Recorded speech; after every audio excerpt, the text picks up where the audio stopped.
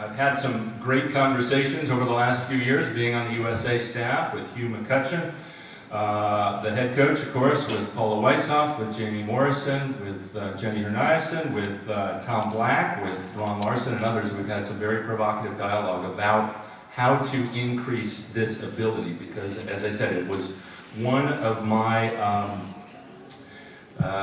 competitive advantages. And in our gym, we even call it the premier skill in the game. So we have to devote more time to that if we want it to be the premier skill and we want to maximize the ability of our players to see those patterns. All right, so there have been a number of studies on elite level performance, especially in terms of the ability to read the game, to perceive the game. And a couple of the myths that are out there about elite level reading skills are that the best, the really elite athletes have better vision. They do not. They do not have 20/10 vision or 25 vision or 20/0 vision or whatever the best would be. They have no better or no worse vision than anybody else. That's one of the myths. The other is that you're born great at seeing the game.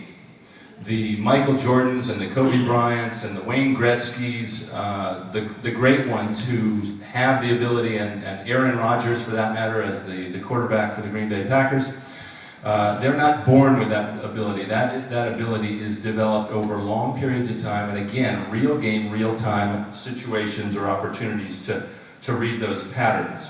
Some of the realities are that experts recognize and recall those structured patterns very efficiently. They studied chess grandmasters, and you can flash a picture of a chessboard on the screen very briefly, and they would immediately recognize it, not so much by, oh yeah, there's a pawn there and there's a queen here, but they immediately sense that pattern, and they'll know, they could tell you what kind of defense is in play, what kind of offense, where in the game it is. They have a very highly developed sense of pattern recognition, but if you put a random group of pieces on the board that only beginners would actually, in the course of play, put out there, the elite, the experts, will have no better recognition, couldn't tell you anything about that if you asked them to then recall it. It's the patterns that they've trained themselves to recognize that are the ones that they're so good at. That's why sometimes you'll see very good volleyball players playing with total beginners, and the beginner will do something that nobody in their right mind would do as more of an expert, and the ball will go down or something like that. So I like to think of this series of patterns as my visual encyclopedia, and I played the game for over 40 years. I still play occasionally, but I competed at a high level from, I guess I started competing when I was 9 years old on a volleyball court in the sand with my dad and some of his friends, and competed until I was 46 on the Pro Beach Volleyball Tour with, of course, tons of sand and indoor volleyball under my belt. And I think of it as an encyclopedia, and there's a pattern out there, and in the course of my play, I see something, and I can just kind of flip through and, oh, yeah, that pattern means this. And I have, thanks to those thousands or hundreds of thousands of exposures to all these different plays, I've built up a set of, like a file cabinet worth of patterns, so they immediately come to me sooner, or it does to any of the elites. And that also helps me, or any elite athlete, or any great reader of the game, recognize what's happening earlier, and that's why it's so important to be able to read.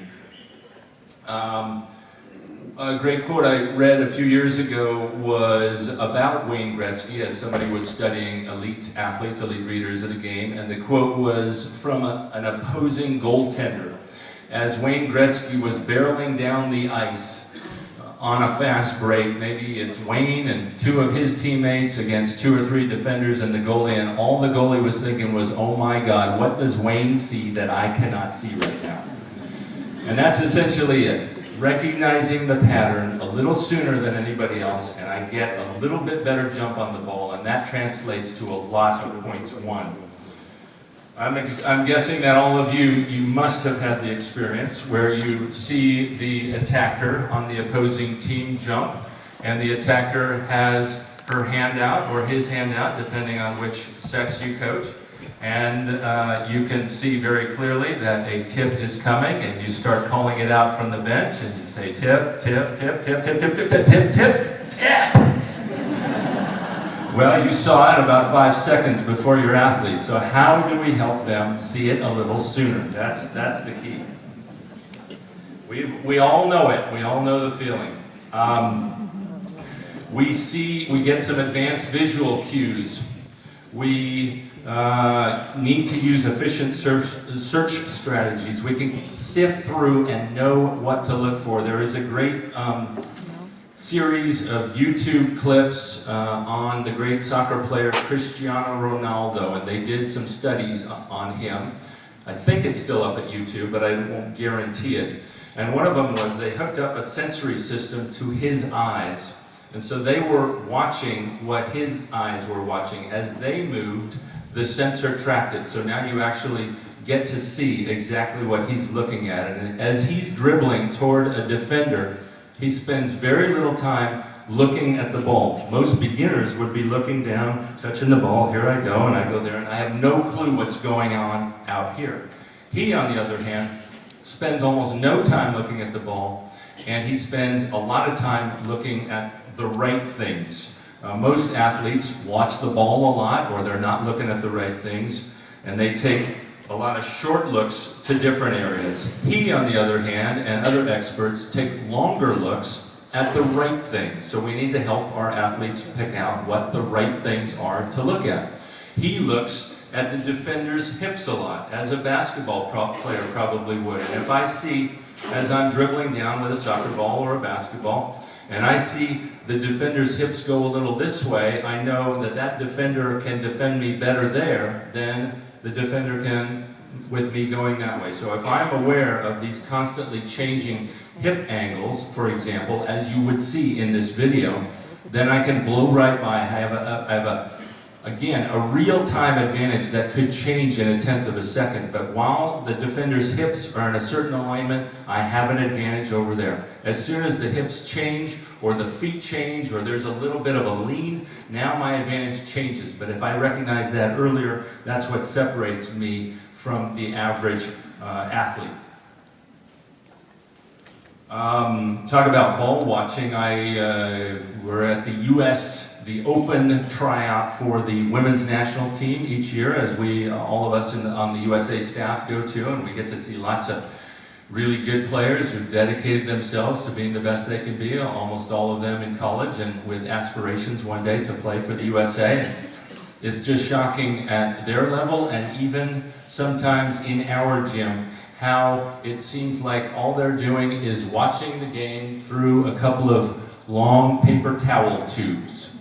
And, oh yeah, there's the ball, and it's going there, and I got 0 of the cues that I needed to get to be able to read the play better. So that's why you see so many athletes shocked when the tip comes, because all they were looking at was the ball, and they never saw the hand, and then they see the ball go short, and then they know to start pursuing it. Far too late to pick up the play. So that's one of our goals, really. One of my goals is how do I get them to stop watching through a telescope or a set of paper towel tubes. Some of the realities of great reading is that experts can extract minimal information. They don't need every cue, they only need 1 or 2. And once they have one of those 1, maybe 2 cues, then they can know much earlier in the play and much more certainly in the play what is going to happen. I like to think of it as the pattern tells me the probability. And this is all in real time, so every 1/10 of a second that the play develops, I think of it as going from completely wide to completely narrow. It's a process of funneling, or of subtraction rather than addition. At the start of a play, anything can happen when I'm playing volleyball. All possibilities are in play. As soon as I see a couple of things and get a couple of cues, and another 1/10 of a second goes by and I get another cue, all of a sudden I've been able to narrow it down. So by the time contact is made by the attacker, I've been able to reduce it down to maybe the two most likely scenarios, and I sift out those and play the percentages. I won't always be right, but I will be right a lot of the time. So we need to be able to recognize those patterns better and react sooner. Just a second here. So for the purposes of today, we're going to talk mostly about reading the attacker as an example of this process of helping athletes read. And we need to have, as we are observers of volleyball, and as we are blockers and defenders, we need to have a baseline on every hitter that we're going to face. We need to know what is their standard swing, what does their standard approach look like. Can I describe it a little? Does she do something funny with her arms? Does she kick her legs? Things like that.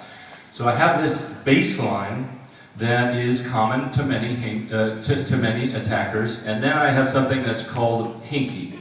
And our athletes say this word sometimes and laugh at me, but the story is from this. I was reading many years ago. Many of you, I'm sure, have heard about the 10,000-hour theory and how it takes those long hours of mindful practice and dedication and good coaching to get to be an elite at whatever you're trying to do. Play a musical instrument, play a sport, etc. Well, I was reading an article about border agents many years ago. I can't even find it anymore. And they are the people who stand there and wave cars by. And I'll never forget, this article was talking about how if you're a newbie, you've got no clue. You don't know the patterns, but you get to about 8, 9, 10,000 cars have gone by, and they track how many cars go by each agent just to track their experience. You get to about the 10,000th car, and all of a sudden you know when something is off. Something's a little weird about the car. You can't even exactly tell. If I were to ask an agent, I don't know that they don't even know that they could tell you, but they know something is off. That's hinky.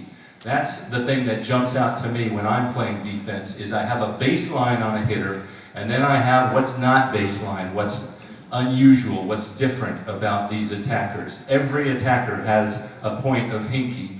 Almost every attacker in college volleyball's hinky is ridiculously early. It is screaming out to the hilltops or to the rafters what their intentions are when they go hinky. Some of the best players, there are first-team All-Americans who have just horrendous hinky for those who know what to look for or what to see. But it surprises a lot of people. So again, we're trying to help our athletes recognize what hinky is. We got to figure out how to help them, where they should be looking, what they should be seeing.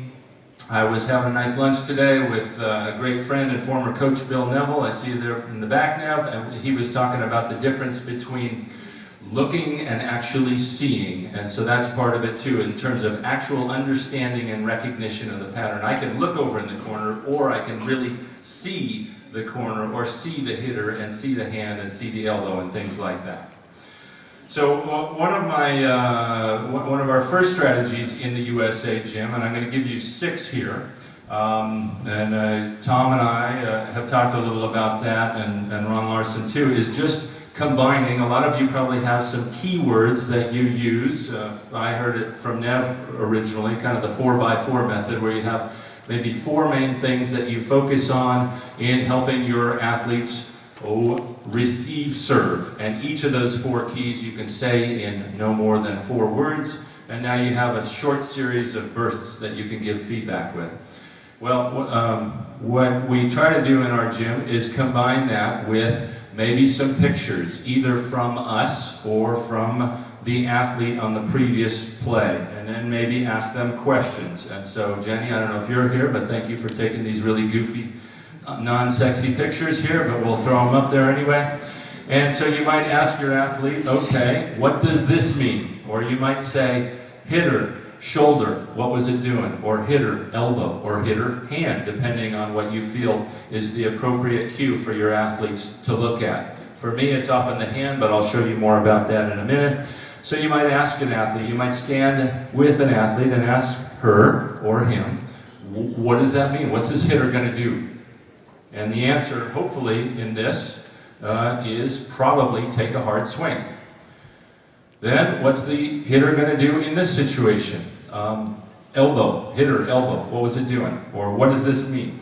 This is the one that athletes don't see when they're watching through paper towel inner tubes. But if they're not watching just the ball, then they will get the early cue that this clearly means some kind of off-speed shot or tip or something like that.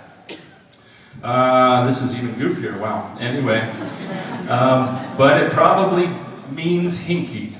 To me, it means that I cannot take some kind of nice hard swing where I'm going to be able to extend over my head and hit the ball in front of me and hit it hard somewhere. And then maybe there's this. Maybe the hitter is falling backwards. What does that mean? I'm leaning. There are different things that you can do with your athletes, and of course you all coach at different levels. It could be as young as 12 years old or less, or it could be as old as college age. But these should be patterns that these athletes have developed and have filed away in their visual encyclopedia. And it's not so much, again, a process of, oh, I see it, oh, elbow back, by that time the ball's gone. It's a visual recognition. It's not so much that it's a series of words that I rely on. Maybe after the play I can describe it with words, but it should just be visually recognition. Oh, leaning back, I could tell you later it was leaning backwards, but right now this player who's falling backwards is not going to be able to attack the ball as they normally would have hoped to.